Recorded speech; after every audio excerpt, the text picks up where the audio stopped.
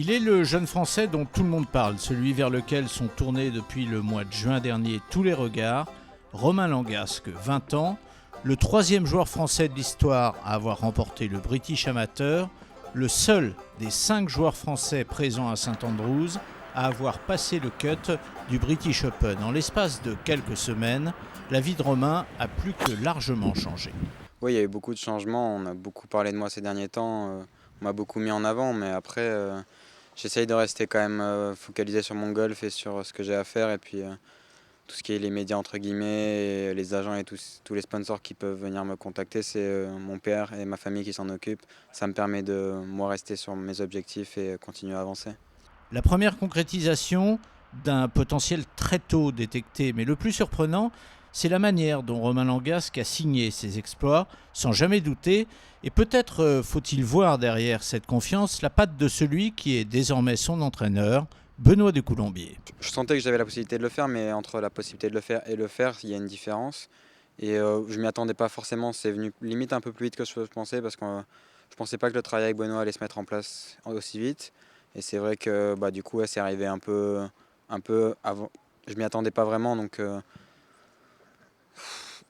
Sa présence ici, compte tenu de tout cela, peut même sembler anachronique, mais elle est en fait révélatrice d'une réelle maturité. Cette maturité qui bien souvent crée une sélection, fait la différence. L'entourage de Romain Langasque est pour beaucoup dans cette prudence. J'ai pas envie de griller les étapes non plus, et ça fait partie de l'apprentissage, donc venir ici, oui, c'est pas du tout pareil que les derniers tournois que j'ai pu jouer, mais j'essaie de le prendre pareil, avec le même sérieux et la même attitude, parce que je vais peut-être y jouer quelques années. Donc, Mais ce qui est pris n'est plus à prendre déjà.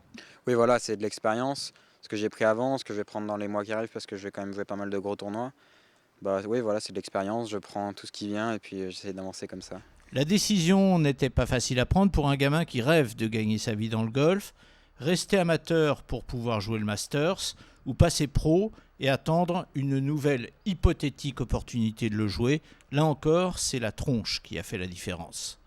Et ouais, le Masters, il n'y a pas beaucoup de chance de le jouer, et on ne sait jamais ce qui peut m'arriver dans le futur, donc je vais y aller et je vais le jouer. Romain Langasque sera là ce week-end après avoir passé le cut. C'est maintenant que tout commence, car lui, ce week-end, n'aura aucune pression.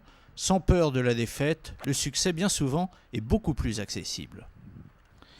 Et ce vendredi soir, le retard post-vandalisme n'a pas encore été complètement rattrapé. Plusieurs parties devront finir demain matin. Mais quelques éléments ne seront plus sujets à modification. La position aux avant-postes de l'Écossais David Lowe.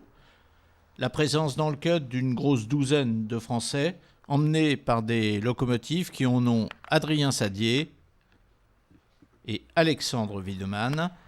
Et puis surtout, le retour de l'arrière de Adrien Bernadet qui s'installe dans le top 15 après avoir signé ce qui sera très probablement la meilleure carte de ce deuxième tour, -4.